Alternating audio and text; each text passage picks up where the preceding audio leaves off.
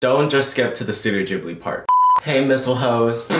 So stupid. Hey bitches. Someone just forced me to say that from last week's video. I know last week I said I would be doing something special for today's video, and I'm gonna be honest, that's coming next week because it takes a while to make that video. You'll see why in a little bit. You should know by now that I do a lot of artsy stuff on this channel. I paint, I draw, I sculpt. I did photography at some point, and I'm not gonna say like I'm amazing at this stuff. I'm an amateur, I'm learning as I go. And you guys always say, Frederick, stop self-deprecating yourself so much, like your art is good. And you're right, I shouldn't do that, and I don't do it as much anymore. But here's a secret. I'm not usually proud of my own work. That is not a surprise to any artist, I bet. I always want to improve. I always look at the stuff I make and it's like, it's okay, but it's just okay. I've never been like wowed by my own stuff. So this video has been going on for about a month now.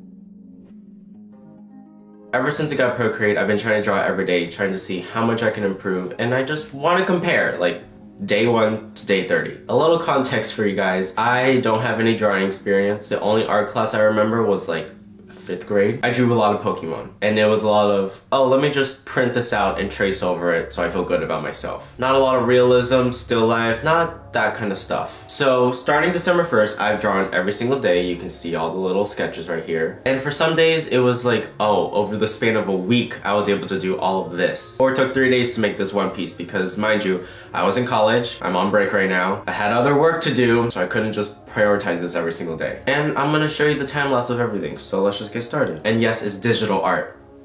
Fight me. The first drawing I did was of myself. I never did like self-portraits, and I'm not saying this is one because it's not realism. I just didn't like drawing myself. I thought it was hard. But I wanted to start learning how to draw characters in cartoon form because obviously I like cartoons, I like animation. I want to learn how to animate characters. So you have to learn how to draw characters first. So this is me with my eyes closed because I thought drawing regular eyes was way too hard at the time. And looking at it right now, yeah, my head is way too big. My legs are skinnier than my arms. I got a giraffe neck. It was a sketch. If you zoom in on my face, I like this part of it. This part's cute. And I was pretty content with it because I've, once again, never drawn myself like that before. Day 2, my friend Ben saw the picture I drew because I sent it to him on Snapchat. And he was like, please, can you draw me, draw me, draw me, draw me. I love you forever, draw me. I tried shading. That clearly did not work out. But I started learning how to make a face look more cartoony and still have its features, if that makes sense. His eyes, once again, are eyebrows because I didn't know how to draw eyes at the time. I also put his hands in his pockets because I didn't know how to draw hands. But hey, at least he's not a stick like I drew myself last week, even though his head is still too big. And I don't know why I decided on a Cheeto background. I just like texture brushes on Procreate. The next 5 days were part of my final project that I had to do. It was supposed to be like a choose your own adventure, and I chose to make a character named Bao inspired by the Disney film. And you learn how to make 3 different types of dumplings. Is it cannibalism? A little bit. I'm not gonna show the clip of me sketching them because there's literally 15 different scenes. But all the scenes in the video I drew. So I felt good about that. Except it was 5 days of work. So on December 8th, I saw this video on YouTube that said, if you want to learn how to draw better, try these practices first. They told me to draw zebra lines, which is learning how to apply pressure with your pencil. I tried drawing circles to see how good I could get, and I'm just gonna say right now, this one circle I drew, do you see that? That's a beautiful circle. Granted, that is the only good one out of 100. So I did circles, lines, swirls, for some reason, wavy lines. And I think they help if you do it every single day. Granted, I did this for like 3 days and gave up. But for my actual drawing for this day, I wanted to draw Pokemon, specifically Banette, my favorite Pokemon ever. Before, I would always trace Pokemon because I was like, I'm not gonna sell it. I just want something to look cool on my wall. The tracing didn't get me anywhere. I mean, for anyone who thinks that you learn a lot from it, yeah, I learned how to trace. I knew how to make smoother lines over my sketches. That's all I learned. For me, at least, I didn't learn how to create shadow or highlights, and I wanted to get out of that tracing mindset because it's not beneficial in my opinion. It's also very wrong to monetize your traced drawings from another person's art. I just put the little guy on the side for a reference, and I was proud of it. If you slow down this video, you're gonna notice that the way I filled in my image is terrible, but no need to correct me. I learned how to do that 1 week later. But I tried adding shadows and highlights for the first time, and even though these shadows and highlights are the same ones on the actual reference, I understood a little bit more about how lighting should work. So it's been over a week already, and I have yet to do any realism. I haven't drawn anyone in real life yet, so I wanted to try that, except I cheated a little bit. This is a picture of Caroline using the photo booth filter. And I'm actually very proud of this because I've never been able to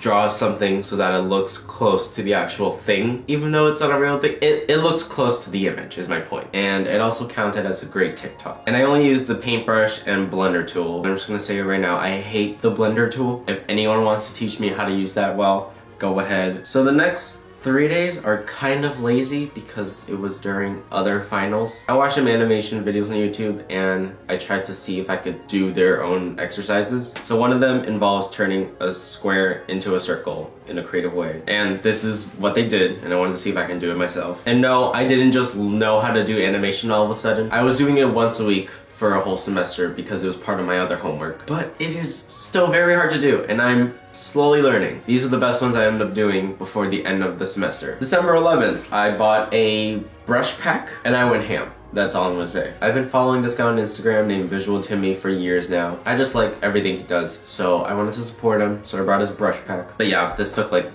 5 minutes to do. Don't skip, okay? We're getting to the Studio Ghibli part. December 12th, I saw this on Instagram, I think. I saw it on trending a few hours before drawing this and I just remembered it in my head. It looks cool, but it doesn't excite me at all. But the cloud brush on Procreate is December 13th. Oh boy, this one I know took a while. So the sketches look pretty bad, but this was me trying to redesign that character I did at the beginning into a more animation friendly character. Because if I wanted to do animation, I had to create my own character and it had to have simple design. Like I wasn't gonna be able to draw every strand of hair, so I tried designing around and it was really hard, but I really wanted to learn how to do it. So I kept trying. This isn't the final one. I did another one a week later. I also tried to draw mouth poses because I wanted to learn how to lip sync eventually. December 14th, my friend wanted me to design a Christmas card for her, and I remember seeing one on Pinterest a while back, so I grabbed it. December 15th, this is also very lazy and not done well because it took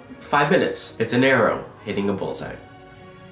How fun. Yeah, I think I was too tired that day. December 16th was actually when I drew all of my SpongeBob characters. I'm not gonna explain that because I already made a video about it last week. Oh, and by the way, Squidward is an octopus. I looked it up. So for anyone who doubted my knowledge, fuck you. And December 17th, this isn't done, but I wanted to see like what it would look like if I drew my own thumbnails for videos, because that's what animators do and I think it looks cool. I'm not gonna explain the point of this thumbnail because it's coming. December 18th is when I finally created my own character. After almost 3 weeks of trying to draw myself, I finally settled on one that I liked. And for anyone who wants to say I copied another animator, all the references I used are on the page. So I don't want to hear any complaints. But if we're going to analyze how I took inspiration, my face structure is how I have always drawn my face. The eyes are from Adventure Time, the smile's from Pokemon, the glasses are from We Bare Bears, and my eyebrows, let me tell you something about eyebrows. They are so hard to design. You all know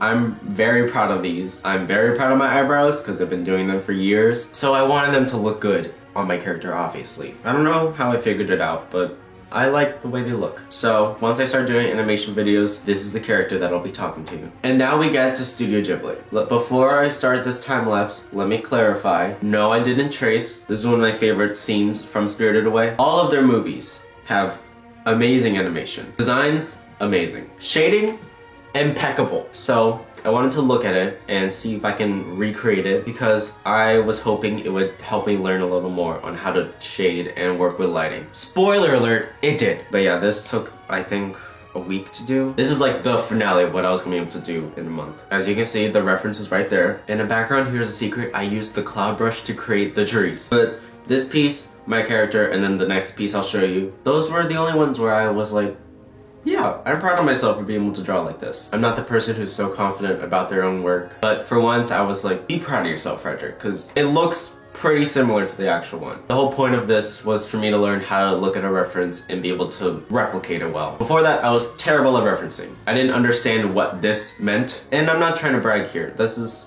me genuinely appreciating my own work for once, because that's what I want to do in 2020. And finally, the last thing I did, I asked you guys what kind of sticker designs do you want on Twitter. These were the ones I came up with. I figured out how to do cartoon hands a little bit, and I think this is the best sunflower I've ever drawn. So be on the lookout for those designs.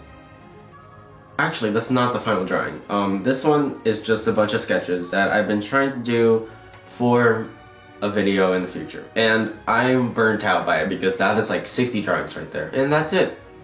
That's all I did in 1 month. If I wanted to recap, I'm really happy I did this because I've never drawn that much ever. And it helped me become passionate again about something I've always wanted to do. So if you want to improve, I recommend you do the same thing because art takes time. I'm gonna keep drawing, obviously. I don't put that tablet down ever. And I think this is a good change for next year because that's what I like doing the most. And if I see you guys in the comments saying, I can only draw a stick figure, or I can't even draw hands, I can't blink, anything that says you can't, just practice, please. I said the same things when we're doing this, and if I can improve, I'm sure you can. You just have to be driven enough to commit to it. But that's all I have for you guys today, so if you enjoyed, give it a like, leave a comment down below about what art video you want next. Subscribe for more videos every Saturday. And I almost forgot again, but we're going to talk about a coming out story. As always, I keep these anonymous, but they're here to inspire you to come out. In 8th grade, I came out to my mom, and she looked at me and said, "Are you sure?" I was thinking that she was probably gonna say it's just a phase, but then she said, "Okay, I still accept you for who you are, and now I owe your father $25. That's why she asked, "Are you sure?"